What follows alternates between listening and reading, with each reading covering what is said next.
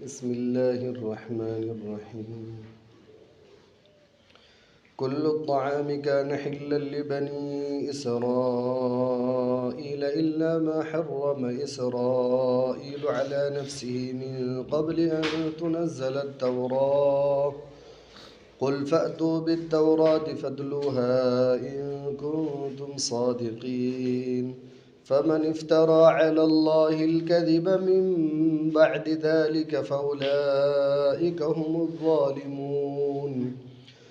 قل صدق الله فاتبعوا ملة إبراهيم حنيفا وما كان من المشركين. اللہ تبارک و تعالی ارشاد فرماتے ہیں تمام کھانے بنی اسرائیل کے لیے حلال تھے مگر وہ جس کو حضرت یعقوب علیہ السلام نے اپنے اوپر حرام قرار دے دیا تھا تورات کے نازل کیے جانے سے پہلے. تو آپ کہو کہ تم تورات لے آؤ پھر اس کو پڑھو اگر تم سچے ہو. پر جو شخص اللہ پر جھوٹ گڑے اس کے بعد تو وہ ظالم ہیں. آپ کہہ دیجئے کہ اللہ نے سچ کہا ہے، تم حضرت ابراہیم علیہ السلام کے مذہب کی پیروی کرو یکسو ہو کر، وما کان من المشرکین، اور وہ مشرکین میں سے نہیں تھے. یہ 3 آیتیں ہیں جن کا ترجمہ کیا گیا.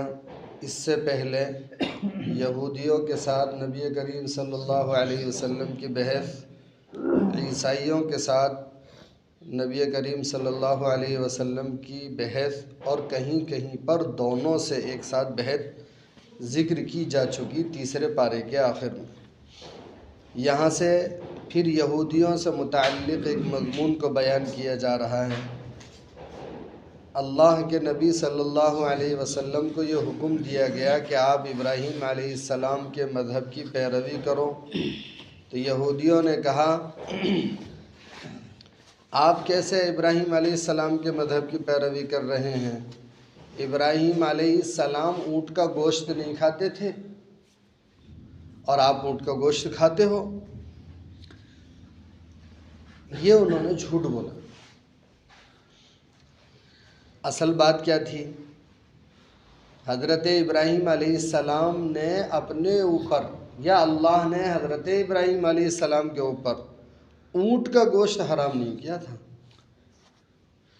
حضرت یعقوب علیہ السلام نے اپنے اوپر اونٹ کا گوشت حرام قرار دے دیا تھا، اور اس کی تفصیل یہ تھی کہ حضرت یعقوب علیہ السلام، جن کا نام یہاں پر اسرائیل لیا گیا ہے، حضرت یعقوب علیہ السلام نے یہ منت مانی تھی. ان کو عرق النساء کی بیماری تھی اور بڑی تکلیف رہتی تھی کہ اگر میں اس بیماری سے شفا یاب ہو گیا تو میں اونٹ کا گوشت کھانا چھوڑ دوں گا.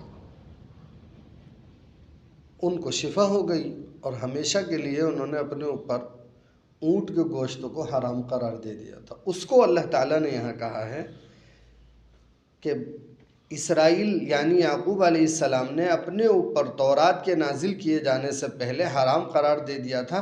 اس کے علاوہ ساری چیزیں حلال تھیں. انہوں نے کیا کام کیا؟ یہودیوں نے اونٹ کا گوشت اور اس کے علاوہ آہستہ آہستہ آہستہ آہستہ خود بخود بہت ساری چیزیں حرام قرار دے دی اور کہتے تھے ارے یہ تو ساری چیزیں پہلے سے حرام ہیں. حضرت ابراہیم علیہ السلام کے زمانے سے اللہ تعالیٰ کہہ رہے ہیں سب چیزیں حرام نہیں تھیں، سب چیزیں حلال تھیں.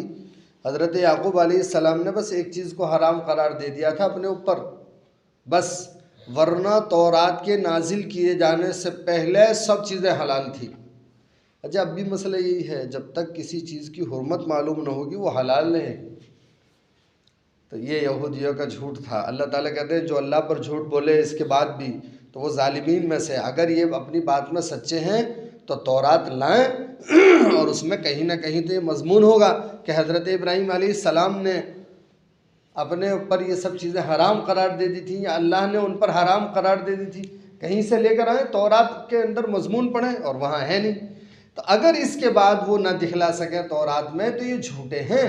پھر آپ اعلان کریں صدق اللہ، اللہ نے سچ کہا ہے، اور ابراہیم علیہ السلام کے مذہب کی آپ پیروی کرتے رہیں یکسو ہو کر. وہ وہ مشرکین میں سے نہیں تھے۔ اصل بات کیا تھی، اس آیت کی وجہ سے اور چند آیتوں کی وجہ سے اللہ کے نبی صلی اللہ علیہ وسلم نے یہ کہا تھا کہ حضرت ابراہیم علیہ السلام کے مذہب کی میں پیروی کرتا ہوں۔ تو وہ سب کہنے لگے، لو کیسے پیروی کر رہے ہیں آپ، وہ تو بہت ساری چیزیں حرام تھیں ان پر، تم تو اونٹ کا گوشت بھی کھاتے ہو اور فلاں کام کرتے ہو فلاں کام کرتے ہو، اور وہاں تو سب حرام تھی۔ تو اس کی نفی کی گئی ہے کہ سب حرام نہیں تھی بلکہ حلال تھی۔ اب ایک مسئلہ رہ جاتا ہے، مسئلہ یہ ہے جو ہمارے ذہنوں میں ہے، حضرت یعقوب علیہ السلام نے یہ منت مانی کہ عرق النساء کی بیماری سے اگر میں شفا یاب ہو گیا تو میں اونٹ کا گوشت زندگی بھر نہیں کھاؤں گا۔ ان کو شفا ہو گئی اور انہوں نے اپنے اوپر حرام قرار دے دیا۔ پھر اس کے بعد میں وحی کے ذریعے سے سب پر حرام قرار دے دیا گیا تھا۔ ہماری شریعت میں نہیں ہے، ہماری شریعت میں جائز ہے۔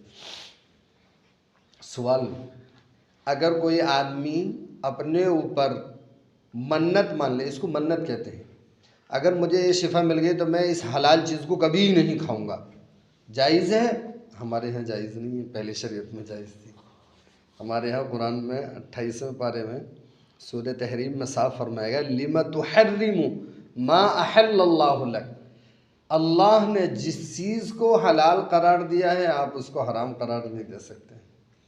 ہاں ایسا کر سکتے ہیں، کوئی چیز مباح ہے، جائز ہے، آپ اپنے اوپر اس کو واجب کر لیں۔ جیسے 10 رکعتوں کا پڑھنا جائز ہے، واجب نہیں ہے۔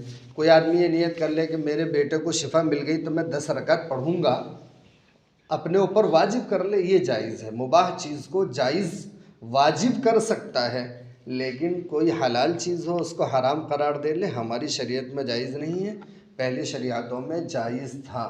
اور قرآن کریم کی صاف آیت ہے، صریح آیت ہے، لِمَ تُحَرِّمُ مَا أَحَلَّ اللَّهُ لَكَ۔ تو حضرت یعقوب علیہ السلام نے جو اپنے اوپر حرام قرار دی تھی وہ ان کی شریعت میں جائز تھا۔ ہماری شریعت میں حلال کو حرام قرار دینا، حلال کو زندگی بھر یہ سمجھ کر استعمال نہ کرنا یہ حرام ہے، یہ جائز نہیں ہے۔ سورہ تحریم میں پوری لمبی تفصیل ہے اور نبی کریم صلی اللہ علیہ وسلم کو مخاطب کر کے یہ کہا گیا ہے کہ آپ ایسی چیز کو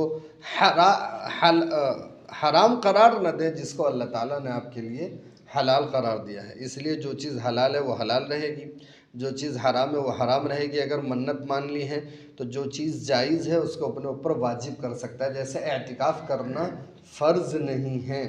لیکن کوئی آدمی یہ منت مانے کہ اس کاروبار میں مجھے اتنا نفع ہو گیا تو میں اعتکاف کروں گا 2 دن کا 1 دن کا، مسئلہ پوچھ لے اس وقت، تو یہ اعتکاف جو جائز تھا واجب ہو جائے گا، یہ جائز ہے۔ باقی حلال چیز کو حرام کرنا اس شریعت میں منت کے ذریعے سے، نظر کے ذریعے سے قرار دینا، حلال کو حرام قرار دینا یہ جائز نہیں ہے۔ اللہ تعالی ہم سب کو عمل کی توفیق نصیب فرمائے۔ الحمدللہ رب العالمین والصلاۃ والسلام